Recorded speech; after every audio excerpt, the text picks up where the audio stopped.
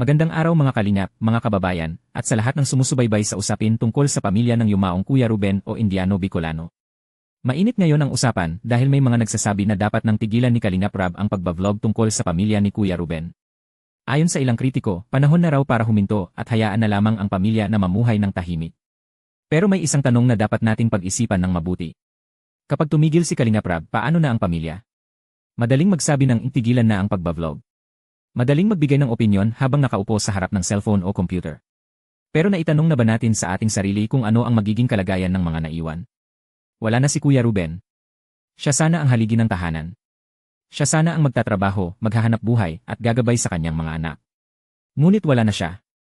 Ang kanyang asawa naman ay hindi pa ganap na nakaka-recover mula sa mga pinsalang natamo sa aksidente.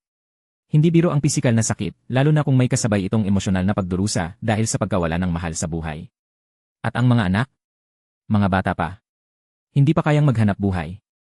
Hindi pa kayang akuin ang mabibigat na responsibilidad ng buhay.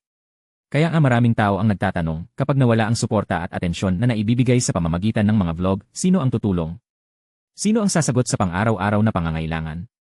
Sino ang tutulong sa pag-aaral ng mga bata? Sino ang mag-aabot ng pagkain kapag kulang ang laman ng kusina? Ang mga kritiko ba? Ang mga taong araw-araw na nagkokomento ng negatibo? Ang mga taong nagsasabing tigilan na ang pagtulong? Ito ang masakit na katotohanan. Maraming magaling magsalita pero kakaunti ang handang tumulong. Maraming marunong manghusga pero kakaunti ang marunong makiramay. Kapag may tumutulong, may reklamo.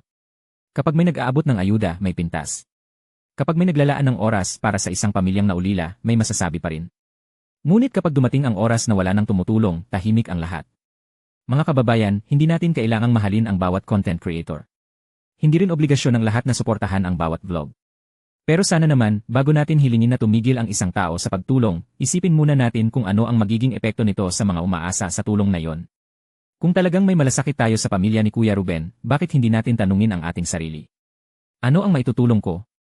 Kahit simpleng panalangin. Kahit simpleng pag-share ng mabuting mensahe. Kahit simpleng suporta sa mga programang makakatulong sa kanila. Mas makabuluhan yon kaysa sa walang tigil na paninira. Dahil sa huli, hindi ang mga kritiko ang nahihirapan.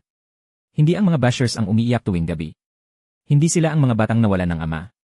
Hindi sila ang asawang nagdadalamhati habang sinusubukang bumangon mula sa sariling karamdaman. Ang tunay na apektado rito ay ang pamilyang naiwan. Kaya sana, bago tayo magbitaw ng mabibigat na salita, ilagay natin ang ating sarili sa kanilang kalagayan. Paano kung tayo ang mawalan ng mahal sa buhay? Paano kung tayo ang maiwan kasama ang mga batang nangangailangan ng gabay at suporta? Paano kung tayo ang umaasang may isang taong handang tumulong?